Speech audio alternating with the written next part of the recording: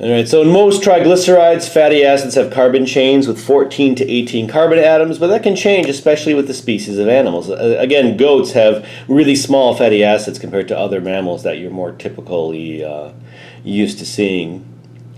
Fats and oil synthesis. They are prepared by reacting glycerol and 3 fatty acid molecules to produce a triglyceride. It can be saturated or unsaturated if you used saturated fatty acids or unsaturated fatty acids.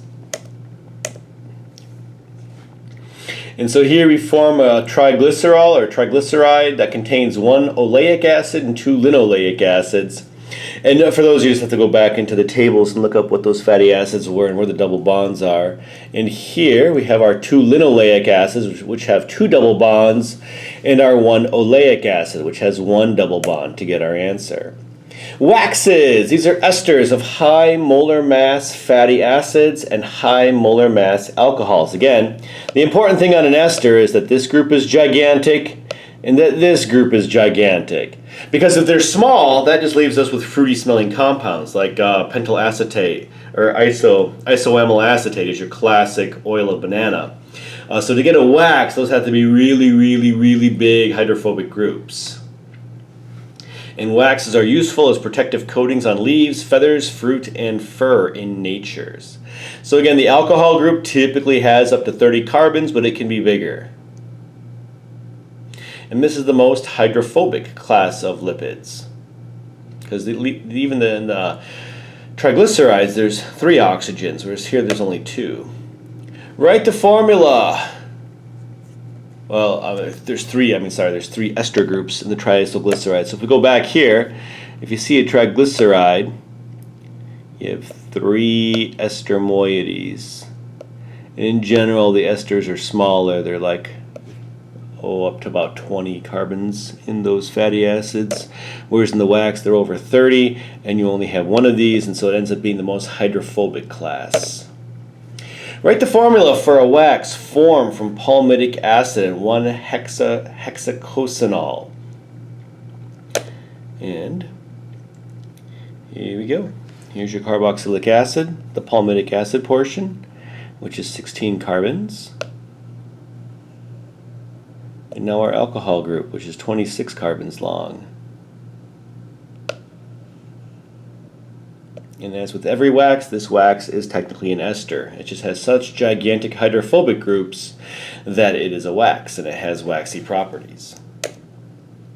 What is the correct classification of the fatty acid shown below?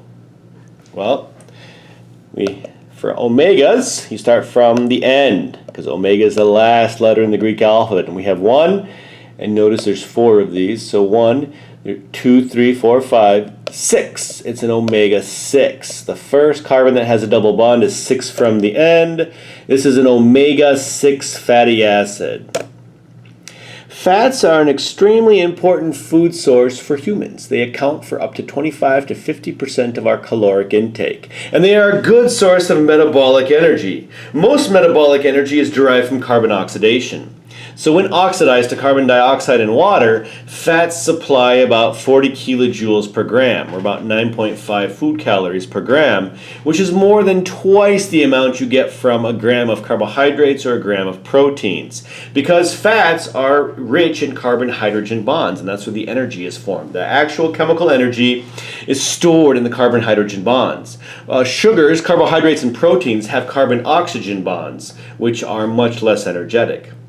For the same reason that you get more mileage out of gasoline than ethanol, because in ethanol you have that carbon-oxygen bond, and so the fuel itself holds less energy gram per gram because of the chemical bonds involved. Fats are the preferred energy storage in the human body, and we store our fats in the form of triacylglycerides in fatty tissues. And these tissues, in most people, typically store 2 to 3 weeks worth of energy for any person.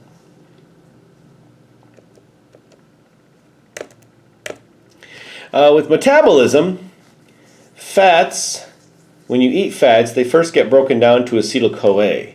And so these fatty acids are broken down 2 carbons at a time, and you get acetyl-CoA. And now, if your body needs the energy in the citric acid cycle, it will break those acetyl-CoAs all the way down to carbon dioxide and energy, and you'll breathe out the carbon dioxide. Or if you don't need any energy and you can store that energy, the human body will resynthesize human fats out of those acetyl-CoAs, building up the human fats. So it's important to remember that when we eat food, we don't store beef fats in our body. We break all fats down to acetyl-CoA, and then if you need the energy in the citric acid cycle, you can burn that all the way to carbon dioxide, and that you'll breathe out. Or you can resynthesize fatty acids from acetyl-CoAs to make human fats, which then you can burn later. The carbohydrate glucose and the fatty acid capric acid have similar molar mass. Recall that most metabolic energy is derived from carbon oxidation. Using these two molecules as examples, why does fat supply more energy than the carbohydrate? Because of the number of carbon-hydrogen bonds. Fats are about 75% carbon by mass, and that's only true it's only about 40% of a carbohydrate is carbon. In addition, fats have a lower degree of carbon oxidation. They have more carbon-hydrogen bonds, which means you can oxidize them more and get more energy out of them. There are three broad categories of compound lipids. We have phospholipids, sphingolipids, and glycolipids.